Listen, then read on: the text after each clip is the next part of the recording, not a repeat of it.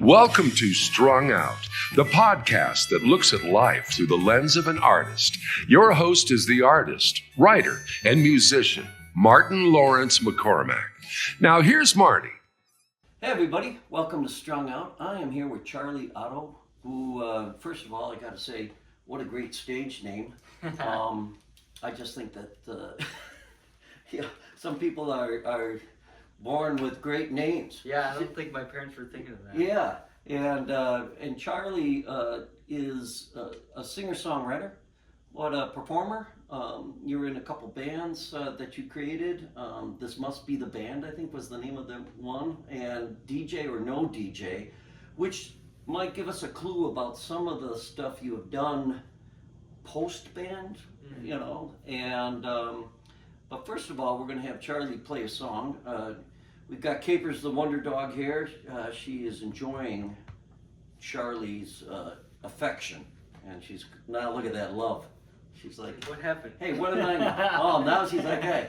So she's going to be your biggest fan. There's a duet. So a duet with Capers. And what's the name of this song, Charlie? I Wandered Off Alone. I Wandered Off Alone with Charlie OTTO. Wandered off alone in the middle of the country, but I promised myself I'd find my way back home. Tomorrow makes 2 weeks, and I feel 2 weeks closer since I promised myself I'd find my way back home.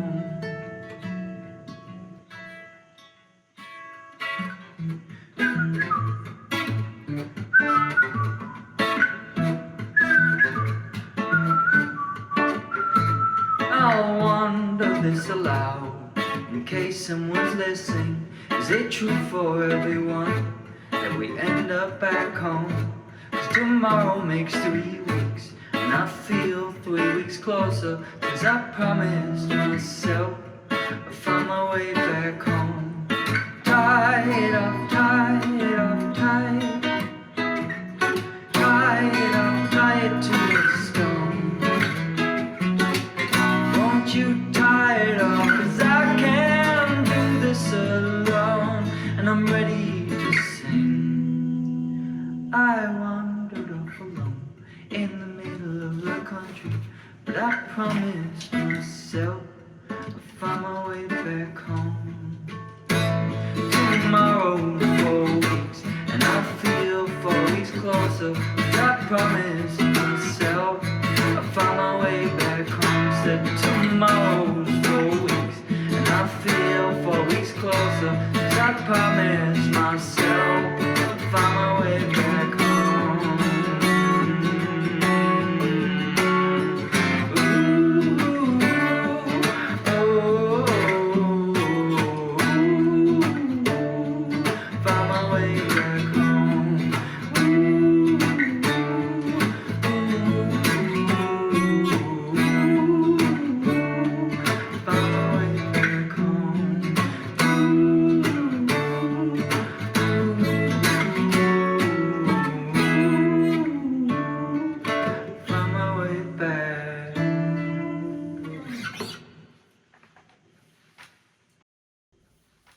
Very cool. Very cool. What a great voice. I'm like listening to you and I'm like, this guy could be a killer in an Irish band. You got that? I love Irish music. Irish tenor. You know, are you any Irish in you? Or I don't know. I mean, OTTO sounds Scottish. German or Scottish. Well, okay, so OTTO is kind of like, that's my dad's third dad. Oh, okay. So when he left the house, that was his last name. You know, his last name switched a few times. So I don't think that has anything to do with my nationality. Yeah. It's Have you just done the the name. 23andMe? It's just a good stage name. It's a great. I'll tell you what. It's a great name. I mean, Yeah. to have two first names Yeah. as good a formula. stage name, it is. But I am looking forward to our next interview where we get into the creative part of it, because that's a pretty complex song that you just did. You're going through a lot of stuff that is near and dear to me.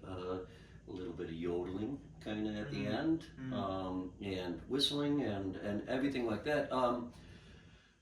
Charlie OTTO, how did you get into this? tell us a little bit about your background and how did you Into you know, music? yeah, how did you where are you from? Where'd you grow up? I grew up in the northwest suburbs of Chicago, and I kind of like was just really bored one day, Uh-huh. senior year of high school, Okay. and was wandering around my house, and Which my mom had a guitar. which northwest suburb? Palatine. Oh my. Why? Where are you from? Woodstock. Woodstock. Okay. So down around I love 14. playing Woodstock. Oh, do you do stage left or have you gone? I have to not the- played stage left. You should Okay. tell me about them. I've just played Liquid Blues a couple times. Okay. A few times actually. We will talk. Yeah. I I love got Woodstock. my start on the Opera House stage years and years and Wow. years ago. But Palatine. Yeah. Dated a gal from Palatine many moons ago. Yeah, not exactly like a musical Not the hotspot. rock mecca. However, I'll have to say that Switchback, Brian Fitzgerald and I first met at Dirty Nelly's in Yeah, I was Palatine. going to mention Dirty Nelly's. So Irish place. I'm sure they liked the Irish music. Oh God, yeah. I think I haven't been to it in years, but so your mom had a guitar. Yeah, and I just sort of like, I was like, all right, I guess I'll do this. Like, I remember saying to somebody, like, before that, like, I don't like music. Uh-huh. Like, I just wasn't into music. you know? Right. And it definitely started as like maybe this will impress some girls. So- You know what I'm saying? Yeah, I Like- do know what you're saying. So it was not so much But it like did not. It's Yeah. so hard. Guitar is so hard at first, and Yeah. first of all, maybe YouTube existed back then, but I didn't know about it. So I just like went. The internet was still new, yeah. and I went on AOL or whatever and was like, okay, guitar, And then this is the date. This is how to date myself. It's like I printed out 60 pages worth of just random guitar lessons. Sure. It was all, I couldn't understand any of it. You can't just do it that No. way. But so it's hard to start. Your fingers hurt, and like Right. switching between chords is like, that takes really long. So it takes a long time before anybody even can recognize a song you're playing. Absolutely. You know what I'm saying? Yeah. So yeah. impressing girls, it was more like I just annoyed people for a good couple of years. But at you least, kept you kept at it, right? I mean, Yeah, because then you something. know. Well, first of all, I guess I point out that my motivation wasn't the best, but that doesn't matter. You Mhm. know? Yeah. That like actually, there's been a lot of times that like I've done something in my life for what I look back as like a pretty lame reason, you Mhm. know, but it turned into something really special along the way, you know. I like that. I mean, in other words, you've kind of picked stuff almost on a whim, and you find it's to your liking. Yeah. And you're touching on something that a lot of independent musicians have to come to terms with is at some point you realize this is going to take a little bit of work. It's just not magical in the sense Yeah. like all of a sudden it falls into your lap. So But it grabs you. it does. It grabs you, and you want to do the work. And Yeah.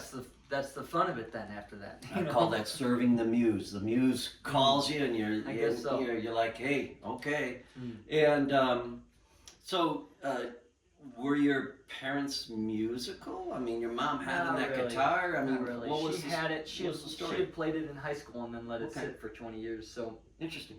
in fact, I kept just restrung it for her, so because she wanted to replay some of her stuff. So Well, what kind of guitar? it's like a classical nylon It's a string. nylon string Yeah. guitar. Interesting. So wow. And what are you playing here? Let's A tell our. Larrivee. Okay.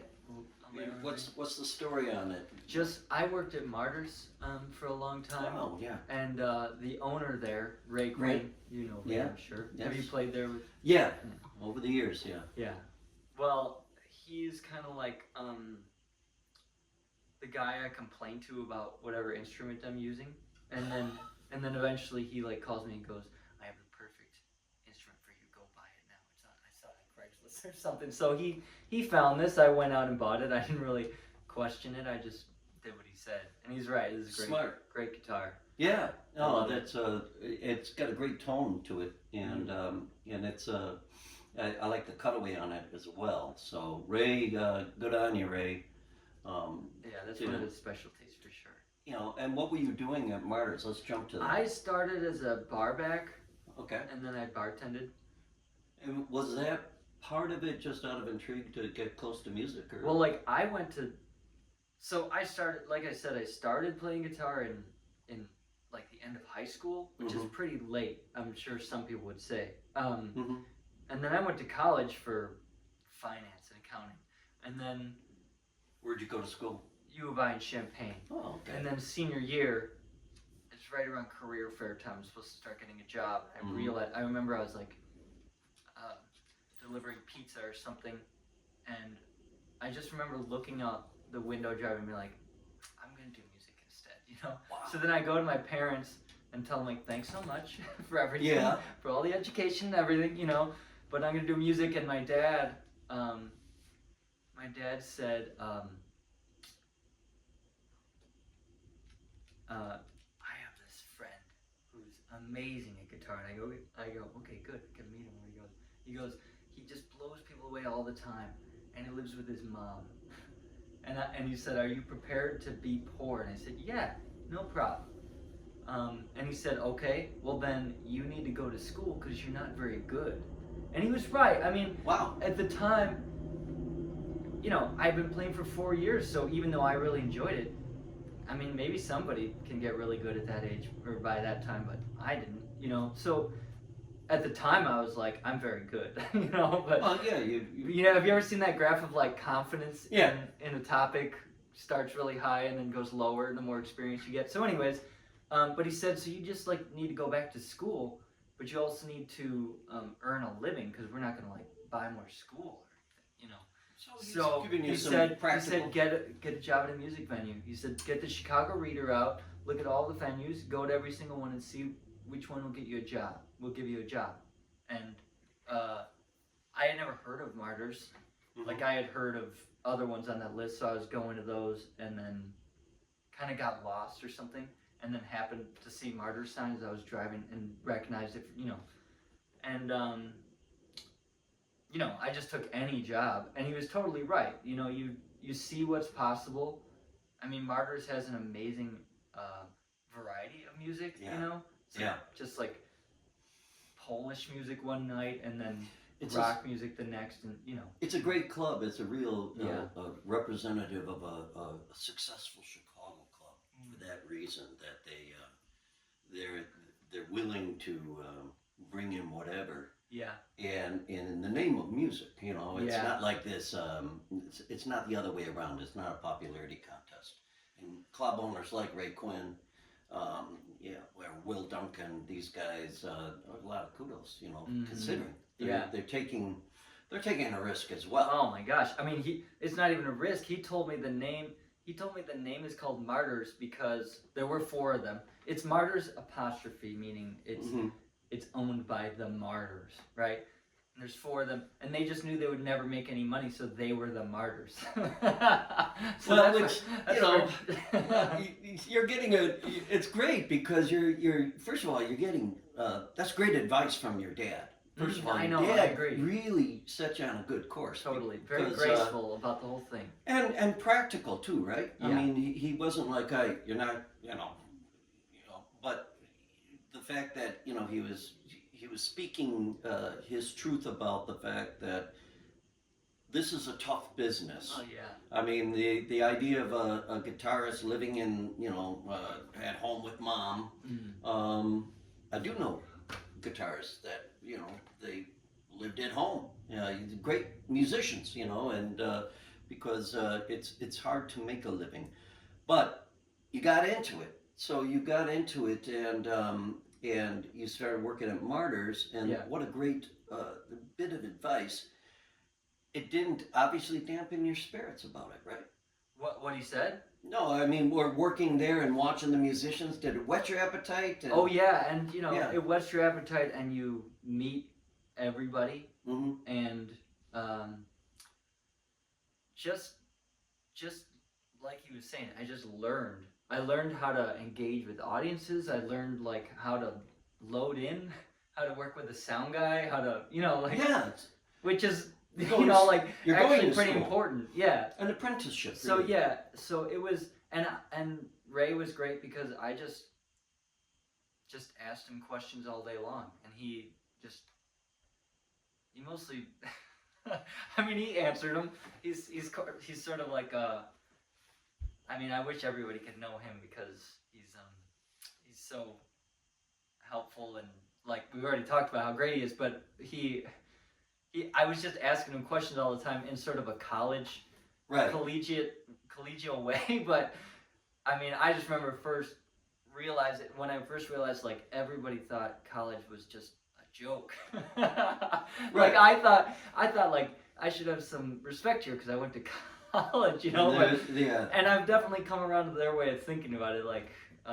But yeah, so I just basically asked him questions all the time, and he just was he's still very helpful. I still call him with questions all the time.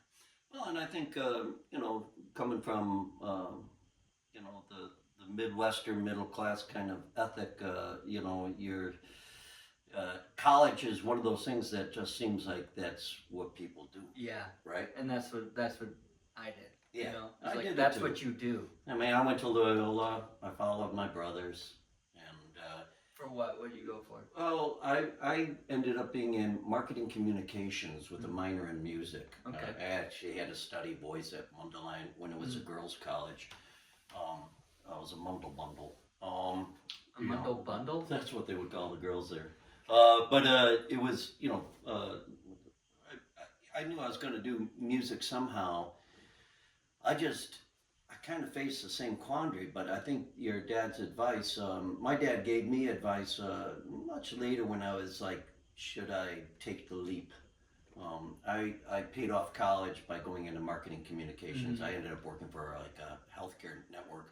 In a lot of ways, that was my finishing school and learning about how to sell stuff, you know, and when you're an independent musician such as yourself, it's really hard to market. I don't have any the first clue about it.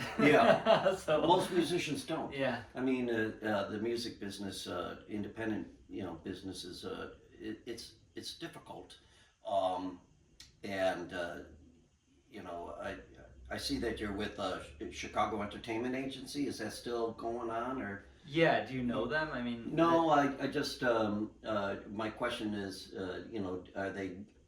Do they get you a lot of gigs, or? Well, or they're like they mostly book Street Fest, so that's not my exclusive Right. agency. They just like if they happen across something that they could use me for, then Yeah. so I get a couple from them a year, but Right. mostly I book myself. Yeah, that's the question I was getting to is you very early on working there then with Martyrs, and did you go to school to hone your guitar work or anything No. like that? You just kept woodshedding on it? No, and sometimes I would like see somebody play Mm-hmm. there that then I would start going to lessons with them. Okay. Or you know vocal lessons with that was always Ray's suggestion who to go to for that, and That's good. Yeah. what's funny is like what I realized after a while is like the best performers are often not the greatest teachers. That's interesting. So yeah, right. but Okay. you know they get you going in some new path you hadn't thought of, but I haven't taken that many lessons for guitar mostly. I definitely have for voice. I kind of went to that for like weekly for a long time, but Yeah. guitar not so much. I can hear I could hear the training in your voice. Okay. So you know, and in the sense, you know, you have a good clear voice, and it looks like you have pretty good breath control, which is like half the battle. You know, when singing, performing on stage with you know, very uncomfortable and kind of anti-voice when you think about it. You have an object that's pressing against your diaphragm Oh yeah. and, a good you point. know, working against you. We're going to get to another song here shortly, but I want to ask you before you go to your next song, what was the transition from Martyrs to the bands? Were you able to kind of keep it all together as far as being an independent musician, or did you, Martyrs? What a great side hustle in the sense that it was like you're getting paid to go to school. I think. Yeah. To learn about the business end of the music business. Yeah. And Ray Quinn would be a great guy to sit down and just, I'm sure he's got stories. You should talk to him. Yeah, I would love to talk to him, because it's probably years since I set foot in Martyrs. I think the last time we did a private gig there at Martyrs.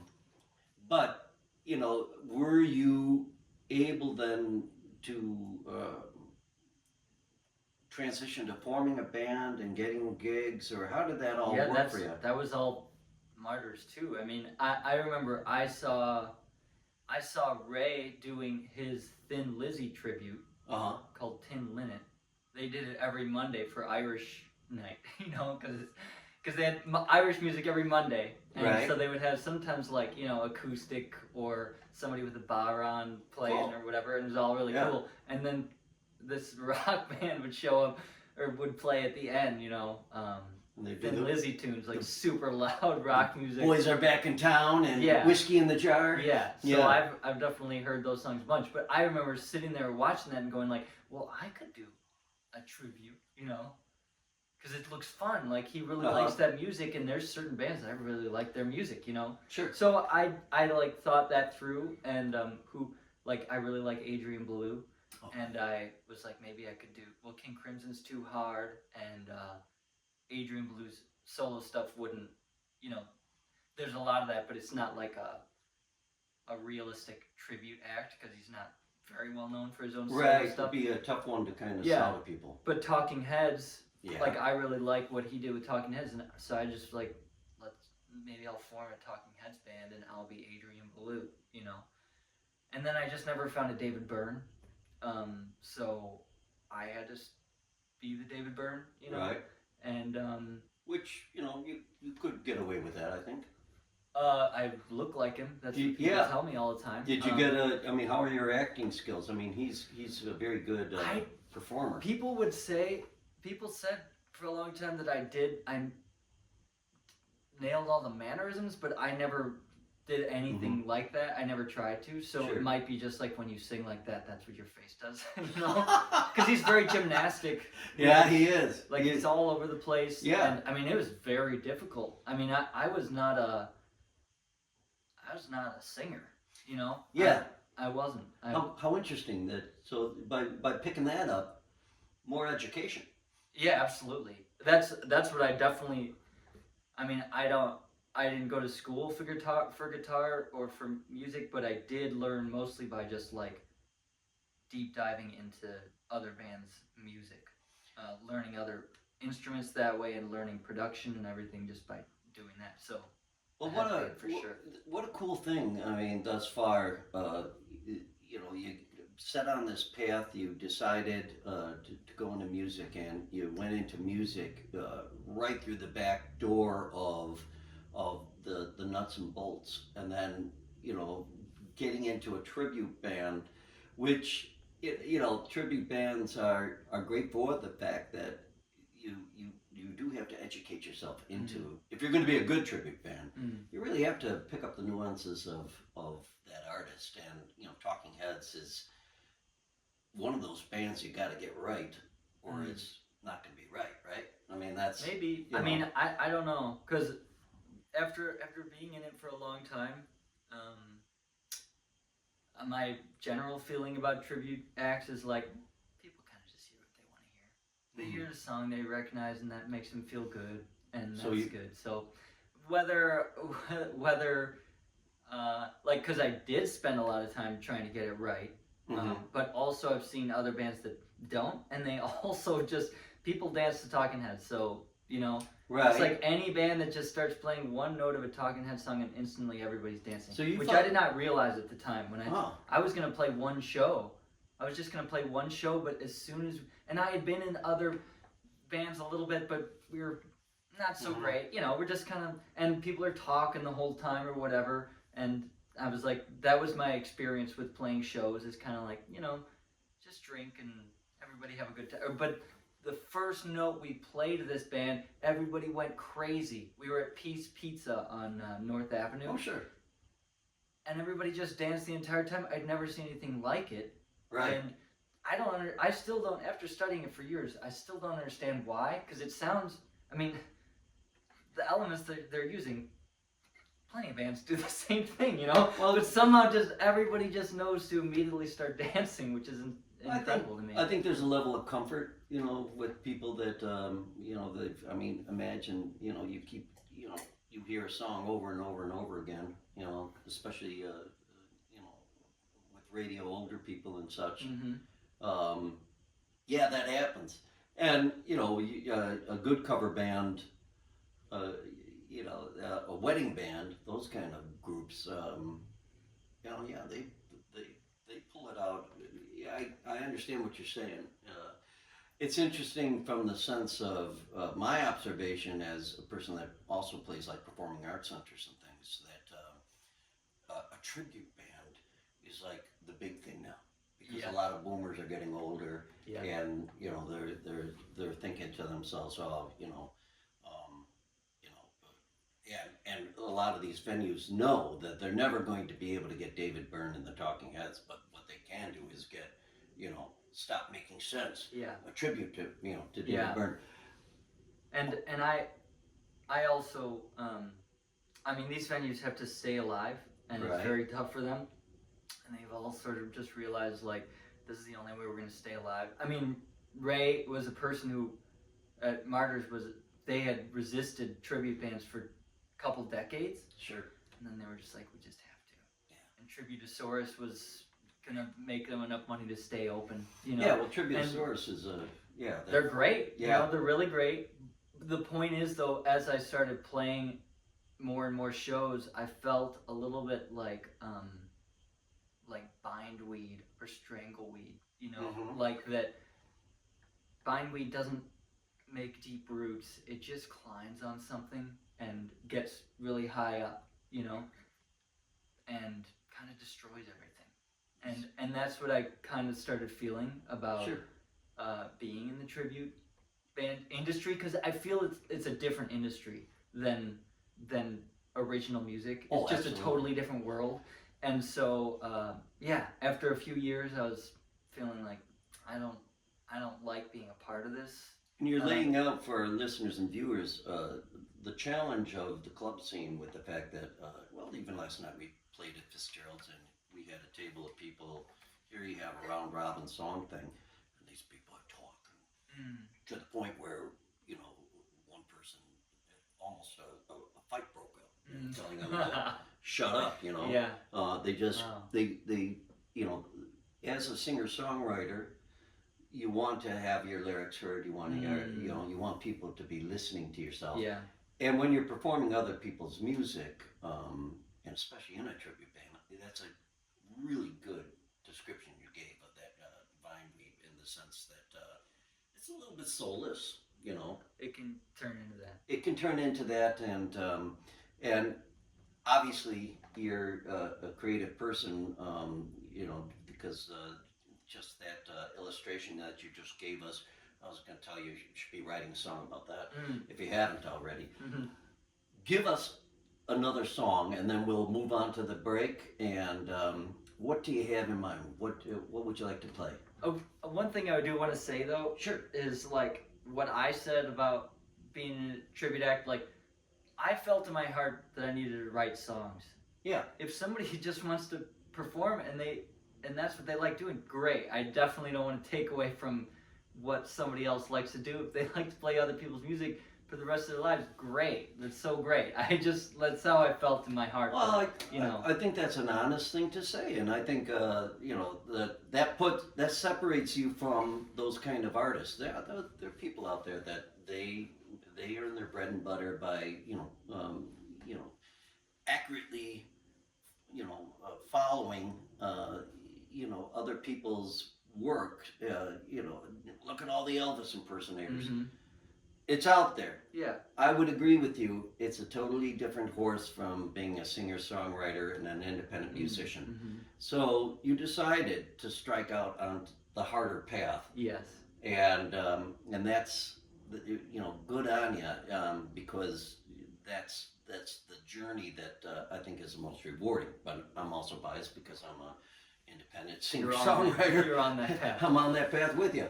But give us a song. Okay. What's your next one?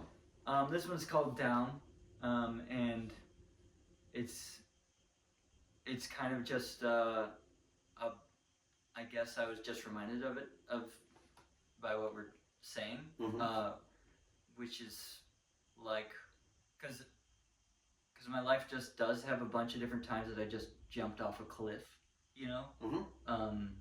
into something harder, and things that plenty of people tell me that's a terrible idea, don't do that, and then all the failure that comes with that. Yeah.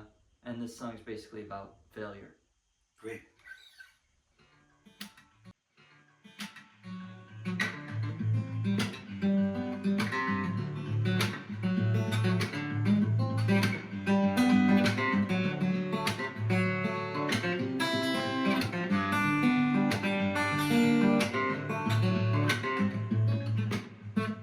He's down. He's staying down for the count. He's down until the time is right for getting on with the fight. He's stuck. He's fallen down on his luck.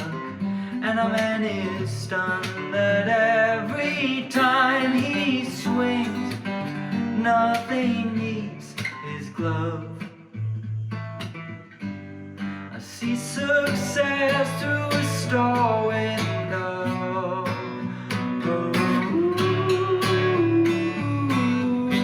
I'm looking skeptically in the mirror.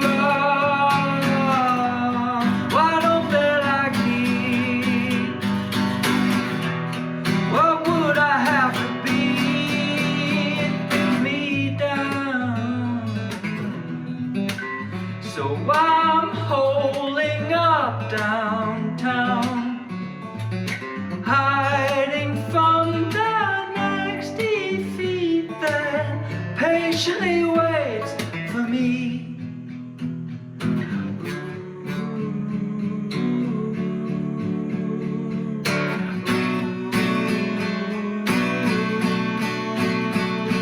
You're down,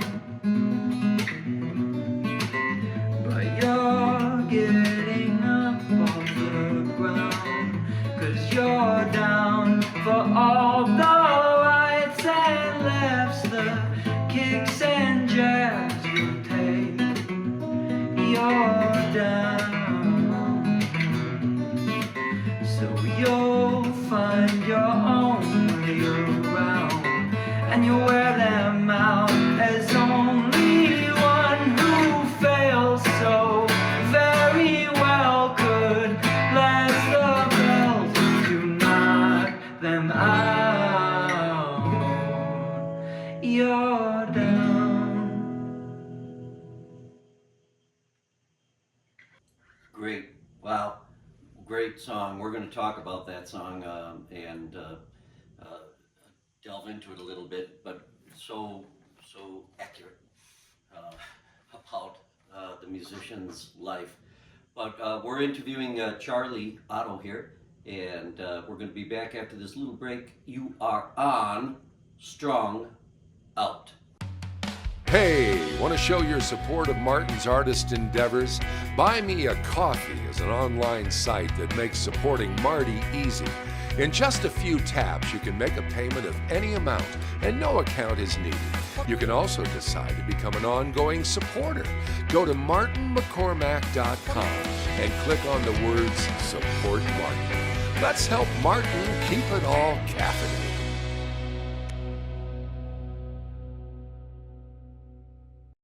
Hey, we're back with Charlie OTTO here, and that song Down, I love the idea of you had the lyric about looking through the store window, and that idea of what society has as a notion of success and fame is for being an independent musician or an artist of any stripe, really. It's such a difficult path in the sense that, at least for me, I'll speak for myself. I was just blogging about to some degree. You're always wondering, am I making a difference? With my art, with my music, with my writing. You would have to be a narcissist to be going around saying, oh, this is great, and you'd probably have an audience of one. So the failures that you encountered with, music, and failure is such a hard word, right? I mean, because they're not necessarily failures in the sense that they're direction changers, right? Would you agree with that, or do you feel like when you had like a setback, it's not like you quit and you went back to finance? Well, I haven't done that, but I definitely am always refining based on the results of whatever I'm doing, So I've definitely stopped a few bands, folded bands into other bands. Okay. Changed the way I do an album release, or change the way I'm constantly changing because of things that are not working. Right. But I have not to this point decided that I'd rather be working a finance job. Well, I'm sure about that one. I'm pretty sure. Yeah. I mean, the life of an independent musician, you've been at it for a while. And it sounds like you're very innovative with trying to find solutions to making it in this business. You had bands, but now you have, Charlie OTTO and his gear. Yeah. And so you're kind of using a little bit of what kind of media are you using to fill out your show? Okay, so first of all, COVID happened, and I've been a producer for a long time, so I just have these sessions that I use Ableton to record and produce things, and when COVID hit, I was like, this is fine, because I was basically able to just open up my sessions and sort of mess around, for performance wise, let's say I was doing something, I was just gonna make a video or something, because it's COVID, you're not playing shows. I was able to do that by just sort of performing my songs, by opening up my sessions, finding the fun aspects of it, whether it's some synth stuff or some drum samples, or messing with some vocal, any aspect that I had fun making in the session, Right. and kind of performing those. So I basically, and I also have a lot of music videos, so I kind of was able to sync those up and play along to those music videos, which is good. You don't normally get to do that with a band. So now I basically I'm playing with my Ableton sessions. I got a keyboard and a guitar that's got a MIDI pickup on it, so it's kind of like a MIDI keyboard. Okay. So I can play synth stuff with that, and then I'm playing video, and that's progressed a lot to the point where I meant to send it to you beforehand, but I'll send it to you after this, of interactive music video where if I play a note, something will happen on the screen. So you're programming this whole. Yeah, Whole there's a lot thing. of programming, a lot of coding. Wow. Are you ever afraid of it going terribly wrong on stage? It does, but for the most part, there's training wheels you can put places. Okay. Basically, I'm probably gonna sing on this song. Whatever I'm gonna sing, whatever I'm doing next, I'm gonna sing. If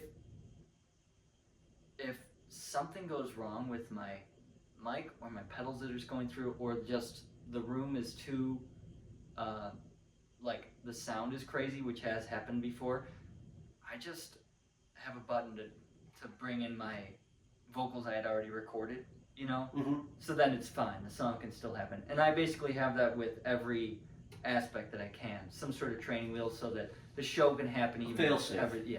A fail-safe. But yeah, no, that is the major. I mean, with a band, you're worried that, you know, the drummer will forget the changes or whatever, you know, like forget the bridge. But like with this, it comes with its own set of anxieties of like, Yeah. what's the gear gonna do? Anxiety is the right word. I could, you know, I think I'm too old school, but you know, that's why I stayed in a duo. I think as long as I was, because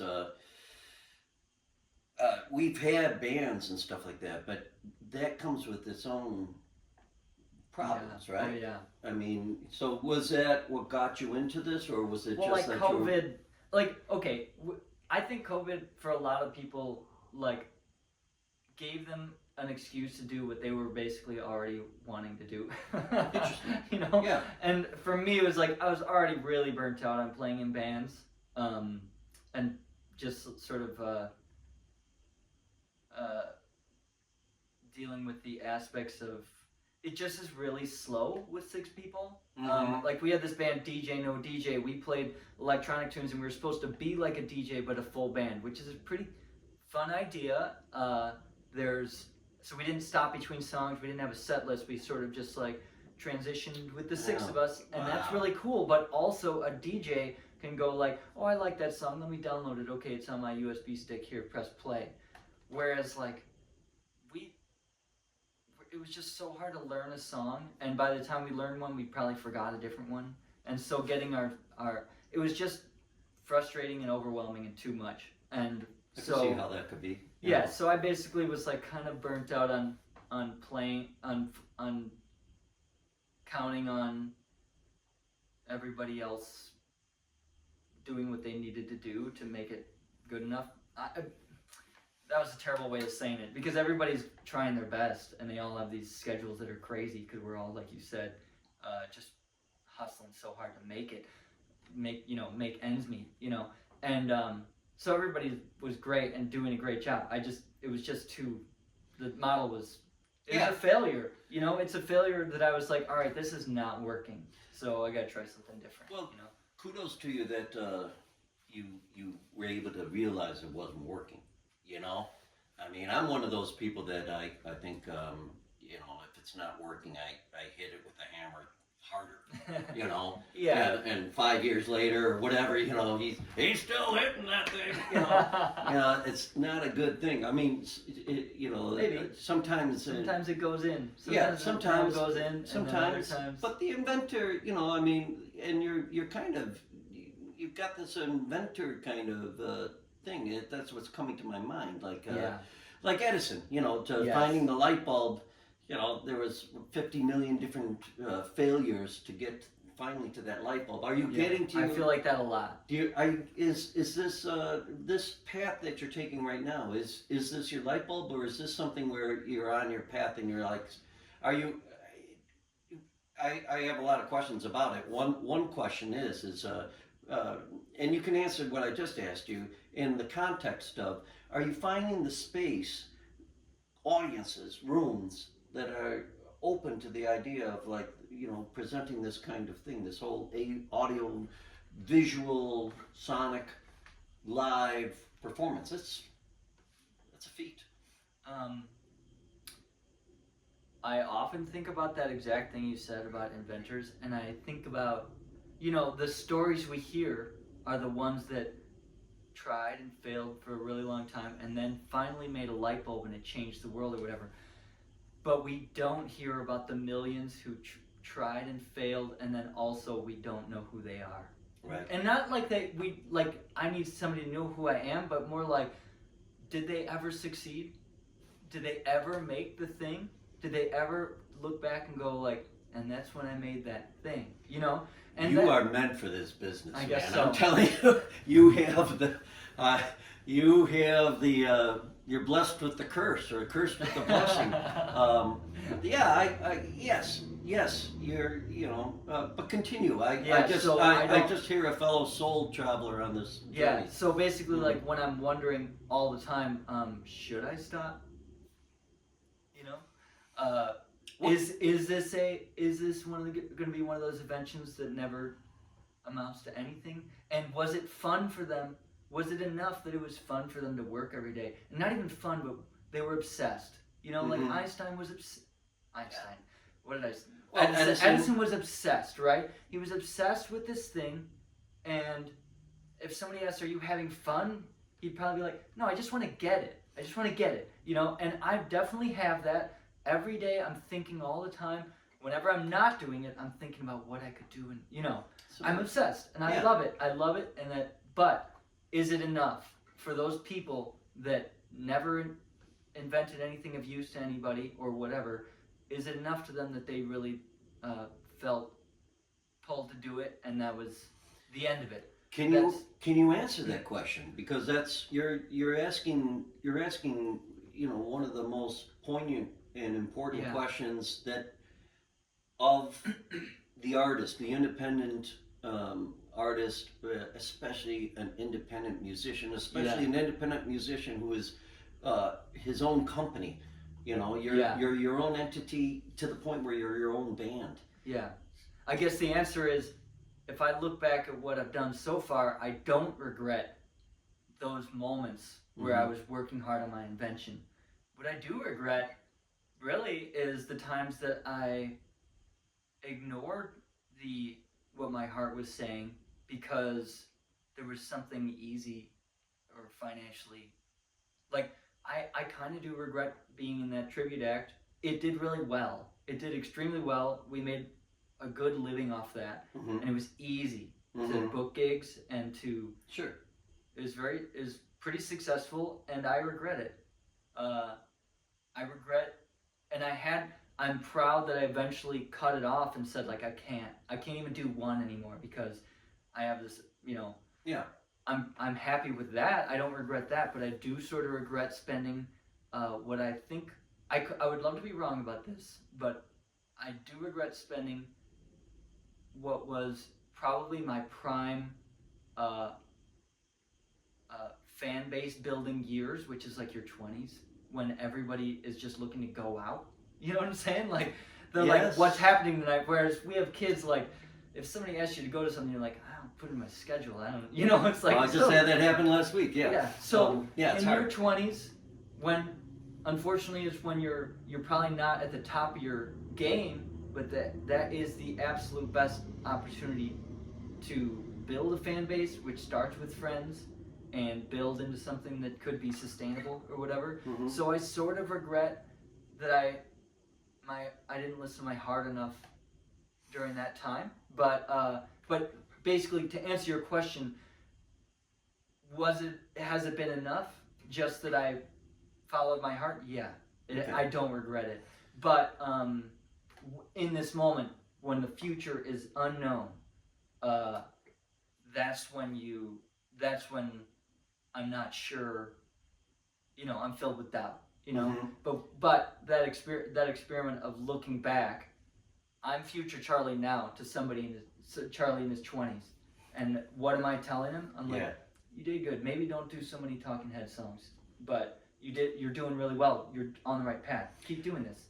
I love that's something I use all the time where I've have the younger Marty, but I also have the Marty in the future, Mm-hmm. and I realize that guy is depending on me in the present right now. Mm. And you are speaking the truth to the great challenge of being an artist. As I like to say, one of my Marty maxims is 100 years from now, it won't matter. Mm. Yeah. Because that's true. So that being said,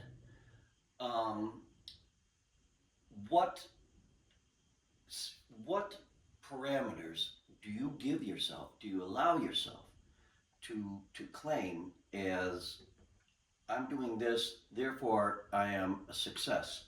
Because you can look through that store window and you can see what, as you said in that song, down and talking about, hey, this is what success should look like, but for the independent musician, it doesn't come that way, does it? Unless I don't know. somehow, that meteor strike with a bolt of lightning at the same time happens, where you might be landed with a label or something like that, or somehow, Who knows how that works? But, yeah, but who yeah, knows how it it could, works, right? Could, but yeah, no, I hear you. You're on the It's a good journeyman, question. you're on the journeyman's trail, and so, the question I have for you, and this is a great interview, because of it. What parameters are you willing to give yourself? You're married, you got a kid, you've got, what is it for Charlie Otto that Charlie Otto uses as his levels of, I'm doing this, therefore I'm a success? Yeah. Well, first of all, I don't need to be a success. Mm-hmm. I just am a person. Mm-hmm. So it's like that. This is what I'm telling myself all the time. Is like what I say in the end of the song is like, I fail so very well. I'm so good at failing that I always just get up. So I just get Well, up. I don't ever have to even win. I don't have Let's take away the word success. Yeah. And success, because the definition of success. Let's start there. What is success? Yeah. to So you? I first of all, when you ask that question, I totally know what you mean. That there is the outward version of success with Right. enough money to live, basically, or Right. in the extreme version, everybody knows your name and you're, I don't know, whatever, famous or whatever. But With its there's own baggage. that's obviously, honestly, I'm not sure if that having gotten a small taste of that, I don't think that actually matters very much. And you actually, it almost, in my experience, the more success we had, the less I felt like this was right. You know what I'm saying? So the other version that does feel right is like, man, when I finish a song and I get that final lyric and I cry because of all the intense emotion that came from whatever I was writing, or when I get that exact consonant sound or syllable or whatever with that right chord, and it just, that's just success. Yeah. That's just on its own, just total success. That's good enough for me. You know what I'm saying? I'm glad I'm glad we're hammering this out, because I think it's really key for those of you that are independent musicians, or those of you that aren't, and you have somebody that that is, to understand that we walk in a different world from a lot of our peers, and so there isn't anybody. My dad was a dentist, and that was a great career in the sense that it was palpable, it was measurable. He could, he got paid, and he was creative. I could see him restoring teeth, and he's been dead now for almost 10 years, and there are people walking around still that have my dad's handiwork, and I write about that, as opposed to what I do. So as an independent artist, and I have to kind of put out there, remind myself, because I'm my own harshest critic. What brings me joy? What brings me success, with that, the hyphens around it, right? Yeah. Because it's not, like I said, the meteor could hit, and you could be on tour. So you have to kind of measure it. You have to kind of define it, Yeah. and then you have to remind yourself. Yeah. And with other people, like how I affect other people as a measure of, there's a measure of that. And like dentists and almost every other job, they're not often able to make somebody cry. us in the I don't know if entertainment field is right, but you know, like art Yeah. field, we can make people feel incredibly strong emotions that they probably, in a lot of cases, were repressing. Yeah. That they learned that they had to when they were kids, usually. Yeah. And make them feel incredibly strong feelings that change their life. You know, and Yeah. I know that's happened with some people with what I made. I don't especially need a count of it, but it's like that does happen, and it's an extreme power that we wield. You know? It is an extreme power. Another Marty maxim I like to throw out there is whoever touches the most souls wins. You know, I mean, to describe our craft, because that's really what you're doing. You're creating that kind of connection that we could do a whole series on. You and I could sit and we could talk about what is that connection. But it's the kind of thing that, yeah, my dad could charge X amount of dollars for filling the teeth. What do you charge for touching a soul? For making that person cry? You know? And the industry that we're in is an industry that doesn't look at it from that perspective, at least the commercial end of it. They would say, Charlie OTTO, man, let's take a look at him. Man, he had this great cover band. Let's see if we can get him to be David Byrne again. Or there's Charlie OTTO who's doing the hero's journey, you know, to quote Robert Bly, you know, where you're out doing your thing, you know. So don't be down. You're actually you're doing something that's that's an extremely noble thing, and I'm not trying to give you a pep talk. What I'm actually doing is I want to hear, I'm hearing from you so much truth about what it takes to be an independent artist, and the fact that you're married with a kid, you're living, you're making things happen, and you're in this field. You know, we don't have a degree that's given out. We don't have a Hall of Fame for that. I hope somebody else interviews you, because I mean I should be asking you questions. Well, you it's not your podcast, right? buddy. It's not my podcast. I'm not going to, but you know, like you're on the, you know, but got just as much things to say about the topic, and it's a fascinating thing that we're in, because as I like to say, I joke with people, well, it's like being a priest. I mean, you take the vows of poverty, chastity, and obedience. You know, that's basically it to the craft, right? I mean, it's pretty much it. You know, so you're there. You know, but I guess the last question I want to ask with you, and I'm really thrilled that we went this direction, because you know, people should come out not only to support your music, but you're a very thoughtful human being that's pouring his own soul into why he's doing it, you know. And I think when you were in the cover band, I would go out on a limb and say that was the thing that was bothering you. It's the why wasn't authentic. Maybe with who you are. Maybe not. But and you know, defining success as an independent artist is something that it's really important to do. But the hardest part about it is, at the end of the day, you're the person that has to induct yourself into your own Hall of Fame. It's an odd thing, right? It's a lonely path in some ways, right? You know, very lonely. And that's the hard part about doing this. In your family, did you have any siblings, or? Yeah, I have a brother and a sister. What do they do?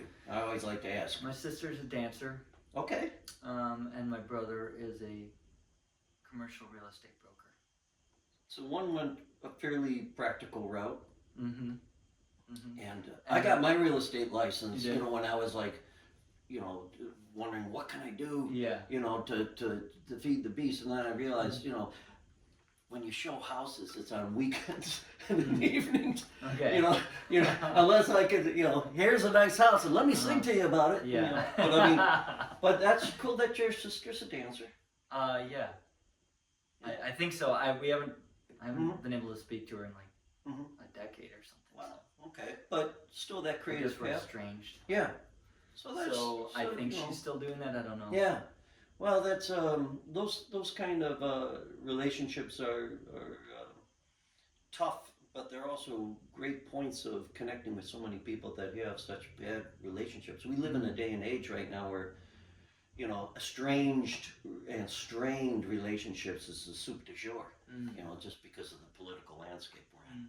So maybe the muse is asking you to do that, to tap into that kind of stuff. But I want to have you play one more song and play us out of this interview, and then our next interview we get a little more into the creative process, or we don't. Um, I am enjoying. Again, I just want to say I feel that this is a very important interview because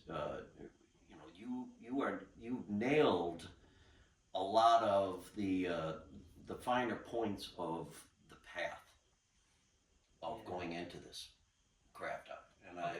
And I think let me just ask you this final question. It might seem like a softball question, but do you, at the end of the day, do you feel that this path gives you joy?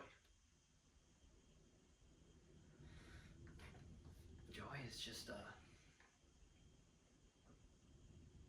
it's another hard term to define, I guess. Like I said, like, do I enjoy it? I just want to do it. I just want to do it so bad. And so when you're doing it, yeah, I'm just in it, and that's the thing is like, there's no like, oh wow, I love this. It's just like, yeah, I am in it, and I am this music. Yeah. I am music now, and I am this video or whatever. This is what I'm doing. so the catharsis is like, I guess I like being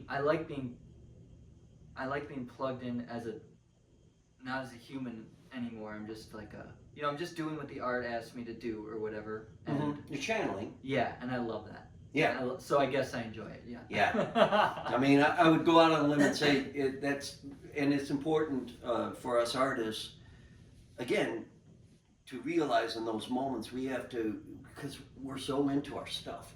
Yeah. At some point you have to kind of, it's like, when Caesar would be going on his triumph and then somebody's going, remember Caesar, you are immortal. But, in this case, Charlie has got to say to Charlie, or Marty has to say to Marty, remember Marty, this is what joy feels like.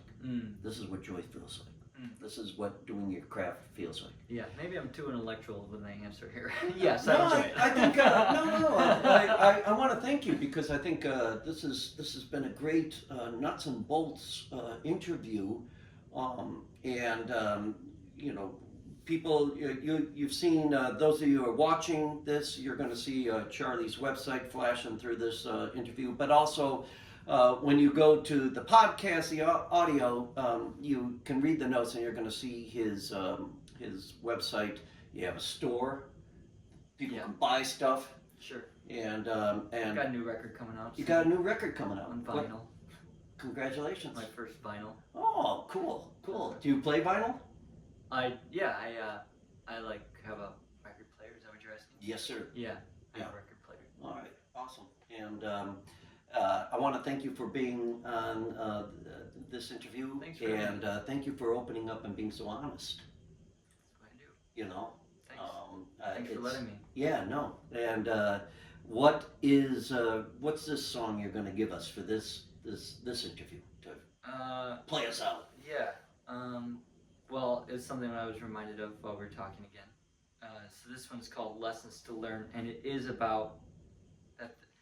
There was this Kurt Vonnegut book where they were on some planet or some other universe or whatever, and when they looked up at the stars, it looked like spaghetti because they could see where the star had been and where it was heading. And they could see, because time didn't work the same, because I feel like the planet moved really fast or something, so Sure. time moved It's in like a different blur, way. yeah.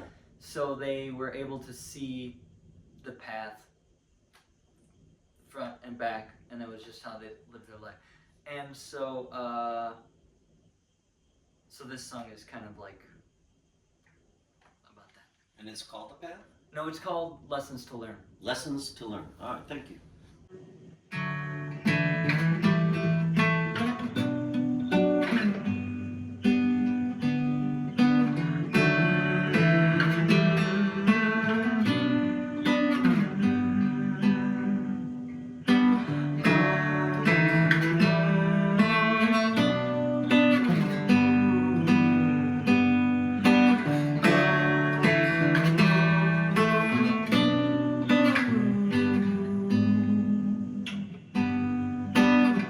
If I could live my life backwards, I'd have no doubt I'd never falter.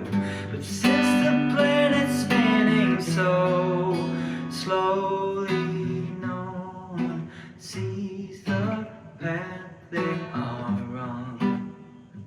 And no one knows who they will become. But since I see no lessons to learn, since I see no lessons to learn, since I see no lessons to learn.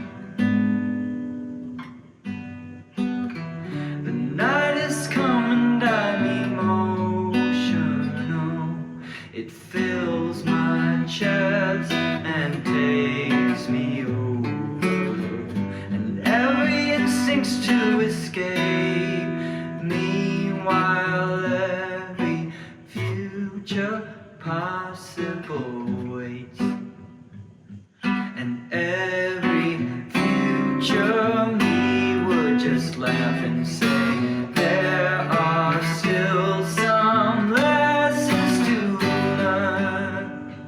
Yeah, you still have some lessons to learn.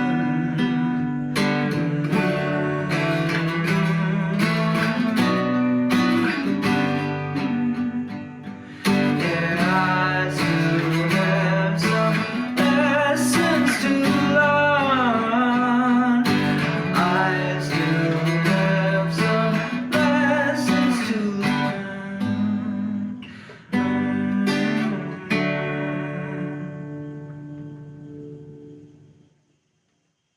Thank you for listening. For more information about this show or a transcript, visit martinmccormack.com.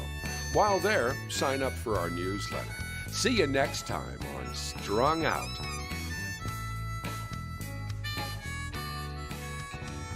It's all so wrong, this pain we feel makes no sense at all.